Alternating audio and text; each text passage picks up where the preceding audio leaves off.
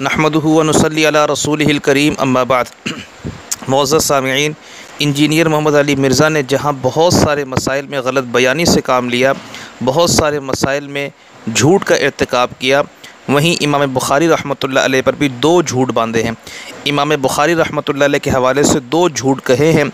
اور امام بخاری رحمۃ اللہ علیہ پر تہمت اور الزام لگائی کہ امام بخاری رحمۃ اللہ علیہ نے یہ بات کی ہے۔ وہ مسئلہ کیا ہے، وہ بات کیا ہے کہ مرزا محمد علی نے ایک سند بیان کی اور اس کی نسبت امام بخاری رحمۃ اللہ علیہ کی طرف کی ہے، اور کہا یہ ہے کہ امام بخاری رحمۃ اللہ علیہ فرماتے ہیں کہ یہ بیسٹ سند ہے، یہ بہترین سند ہے۔ اور انہوں نے کیا اس سند کو کیسے بیان کیا ہے، پہلے آپ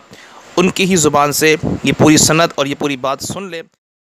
جب بخاری مسلم تک آپ کو پہنچا دیا تو امام بخاری کی سند نبی علیہ السلام تک ہے۔ یعنی امام بخاری کہتے ہیں سب سے بیسٹ سند یہ ہے کہ میں نے سنا احمد بن حنبل سے، احمد بن حنبل نے سنا محمد بن ادریس الشافعی سے، انہوں نے سنا امام مالک بن انس سے، اور انہوں نے سنا امام نافع سے، اور نافع نے عبداللہ بن عمر سے، اور عبداللہ بن عمر نے نبی علیہ السلام سے۔ یہ پوری چین جب ہم بخاری مسلم کے حوالے دیتے ہیں تو ہماری بخاری تک سند ہونا ضروری نہیں ہے۔ سامعین کرام، آپ نے سنا کہ محمد علی مرزا صاحب نے ایک سند بیان کی ہے اور اس کو امام بخاری رحمۃ اللہ علیہ کی طرف منسوب کیا ہے، بلکہ امام بخاری رحمۃ اللہ پر 2 جھوٹ اس معاملے میں، اس بات میں، اس اپنی ویڈیو میں انہوں نے امام بخاری رحمۃ اللہ علیہ پر 2 جھوٹ باندھے۔ پہلا جھوٹ تو یہ کہا کہ امام بخاری رحمۃ اللہ علیہ نے اس سند کو بہترین سند کہا ہے، امام بخاری رحمۃ اللہ علیہ نے اس سند کو بیسٹ سند کہا ہے۔ تو میرا سوال یہ ہے مرزا محمد علی صاحب سے، اور ان کے تمام اسٹوڈنٹ کہہ لے، مقلد کہہ لے، کچھ بھی کہہ لے، ان سب سے میرا مطالبہ ہے کہ امام بخاری رحمۃ اللہ علیہ کا ایک قول دکھا دے کسی صحیح سند سے کہ اس سند کے متعلق امام بخاری رحمۃ اللہ علیہ نے فرمایا ہو کہ یہ بیسٹ سند ہے، بہترین سند ہے، عمدہ سند ہے۔ دوسری بات، دوسرا جھوٹ کیا کہا کہ سند پڑھی ہے اور اس کی نسبت امام بخاری رحمۃ اللہ علیہ کی طرف کی ہے کہ امام بخاری فرماتے ہیں کہ میں نے امام احمد بن حنبل سے سنا، احمد بن حنبل رحمۃ اللہ علیہ نے امام شافعی رحمۃ اللہ علیہ سے سنا، امام شافعی رحمۃ اللہ علیہ نے امام مالک رحمۃ اللہ علیہ سے سنا، اور امام مالک رحمۃ اللہ علیہ نے امام نافع رحمۃ اللہ علیہ سے سنا، اور انہوں نے عبداللہ بن عمر سے، اور انہوں نے جناب نبی کریم صلی اللہ تعالی علیہ وسلم سے یہ سند انہوں نے بیان کی، اور کہتے ہیں کہ امام بخاری رحمۃ اللہ علیہ نے یہ بات کی ہے، امام بخاری رحمۃ اللہ نے یہ سند بیان کی ہے۔ تو میرا مطالبہ ہے مرزا محمد علی صاحب سے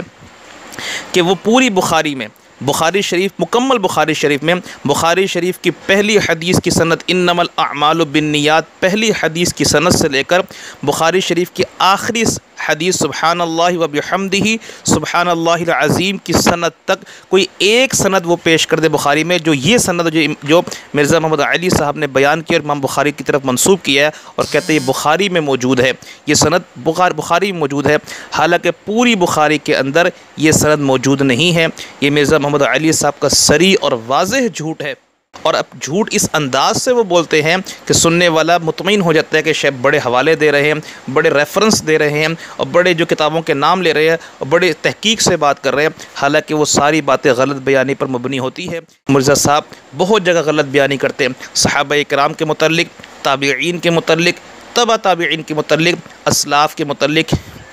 مرزا محمد علی صاحب نے بہت جگہ پر جھوٹ کہا اور غلط بیانی کی ہے۔ تو اس لیے احباب سے گزارش یہ ہے، ایسے لوگوں سے جو قرآن و سنت پر، ایسے لوگوں سے جو صحابہ، تابعین، تبع تابعین، محدثین پر جھوٹ بولے اور امت کے مقتدی، امت کے پیشوا پر جھوٹ بولے، تو ایسے لوگوں سے ہمیں اپنے آپ کو بچانا چاہیے۔